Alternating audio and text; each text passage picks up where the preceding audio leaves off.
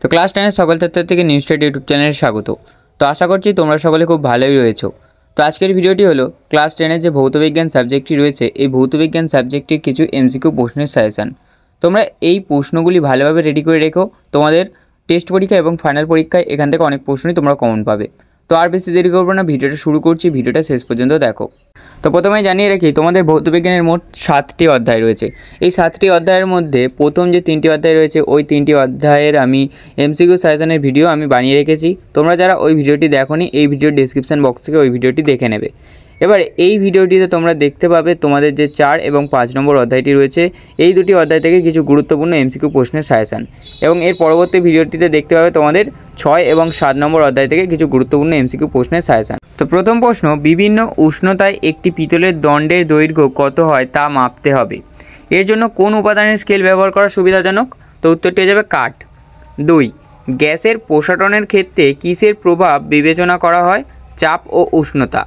3, SI পদ্ধতিতে তাপ পরিবাহিতার একক। তো এখানে একটু টাইপিং মিস্টেক হয়ে গেছে, তোমরা এটা ঠিক করে নিও।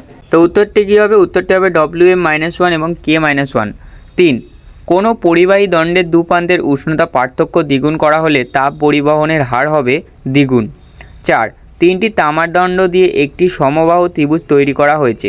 ত্রিভুজটিতে যথেষ্ট উত্তপ্ত করলে তা কোনগুলির মান অপরিবর্তিত থাকবে?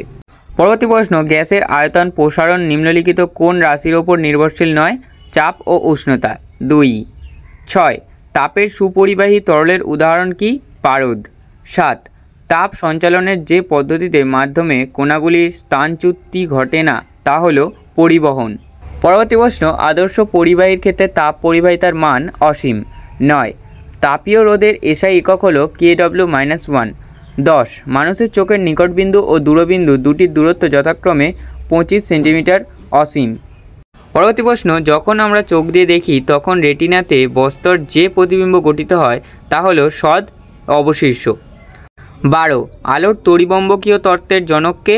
ম্যাক্সওয়েল। 13, উত্তল দর্পণ দ্বারা গঠিত প্রতিবিম্ব হবে সমশীর্ষ ও ক্ষুদ্র। পরবর্তী প্রশ্ন, মোটর গাড়ির হেডলাইটে কী ধরনের দর্পণ ব্যবহার করা হয়?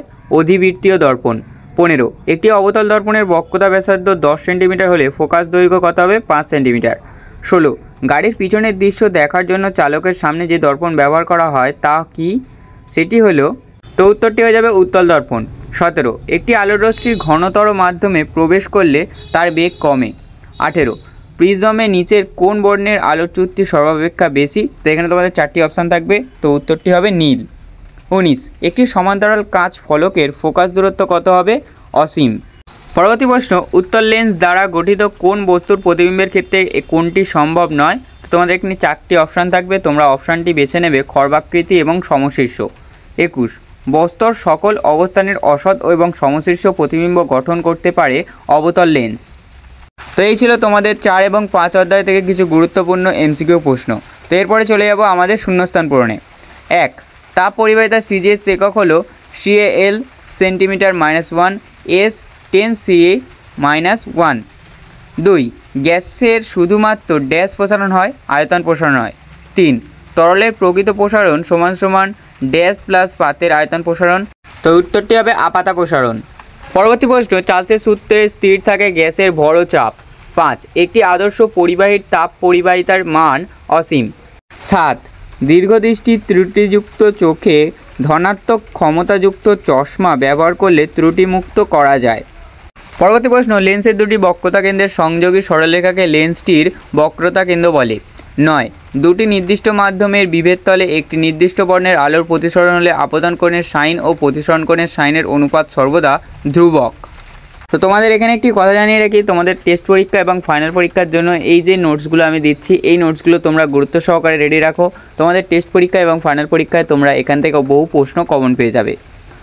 তো এরপরে চলে যাব 10 নম্বর প্রশ্নে। 10 নম্বর প্রশ্নটি কি? যে লেন্সের মধ্যভাগ মোটা ও দুই দিক ক্রমশ সরু তাকে বলা হয় উত্তল লেন্স। 11, উত্তল লেন্সে বস্তু অসীমে থাকলে প্রতিবিম্ব ফোকাসে অবস্থান করে। তো এরপরে চলে যাব তোমাদের দুটি অধ্যায় থেকে কিছু সত্য মিথ্যা নির্বাচনে। প্রথম প্রশ্ন, তাপ পরিবাহিতার এসআই একক হলো CAL-M-K-1। তো উত্তরটি হবে মিথ্যা। 2, আদর্শ অন্তরকের ক্ষেত্রে তাপ পরিবাহিতার নাম হলো অসীম। তো এই উত্তরটি হবে মিথ্যা। 3, দৈর্ঘ্য প্রসারণ শুধুমাত্র কঠিন পদার্থের ক্ষেত্রে প্রযোজ্য। উত্তরটি সঠিক। পরবর্তী প্রশ্ন, পরিবহন পদ্ধতিতে তাপ সঞ্চালনের সময় মাধ্যমের কণাগুলির স্থানচ্যুতি ঘটে না। তো উত্তরটি হবে সঠিক। 5, সুস্থ মানুষের চোখের দূর বিন্দুর অবস্থান 100 সেন্টিমিটার। তো উত্তরটি হবে মিথ্যা। 6, প্রিজমের যে কোনো প্রান্তরেখার বিপরীত তলকে প্রিজমের ভূমি বলা হয়। তো উত্তরটি হবে সঠিক। পরবর্তী প্রশ্ন, স্বল্প দৃষ্টি ত্রুটিযুক্ত চোখে ঋণাত্মক চশমা ব্যবহার করা হয়। তো উত্তরটি হবে সঠিক। 8, রঙিন কাঁচ মিহিনভাবে চূর্ণ করলে বেগুনি দেখায়। তো এই উত্তরটি হবে সঠিক। তো এই ছিল তোমাদের 4 এবং 5 নম্বর অধ্যায় থেকে ভৌতবিজ্ঞানের কিছু এমসিকিউ প্রশ্নের সাজেশান। তোমরা এই প্রশ্নগুলি ভালোভাবে রেডি করে রাখো এবং তোমাদের যে বাকি অধ্যায়গুলিরও আমি নোটস দিয়ে দিচ্ছি এবং যেই 3টি অধ্যায় বা 2টি অধ্যায় বাকি রয়েছে ওই অধ্যায়গুলিরও আমি এমসিকিউ সাজেশানের নোটস এবং ফাইনাল সাজেশান নোটস আমি দিয়ে দেবো। তোমরা ওই প্রশ্নগুলো গুরুত্ব সহকারে রেডি রাখবে। তোমাদের টেস্ট পরীক্ষায় এবং ফাইনাল পরীক্ষায় তোমরা এখান থেকে বহু প্রশ্ন কমন পাবে। তো আজকের ভিডিওটা কেমন লাগলো কমেন্টে জানাতে অবশ্যই ভুলবে না এবং চ্যানেলে যদি নতুন হয়ে থাকো চ্যানেলটি সাবস্ক্রাইব করে বেল নোটিফিকেশনটি অন করে দেবে এবং ভিডিওটা তোমার বন্ধুদের মধ্যে শেয়ার করে দাও। তো দেখা হচ্ছে পরের কোনো ভিডিওতে।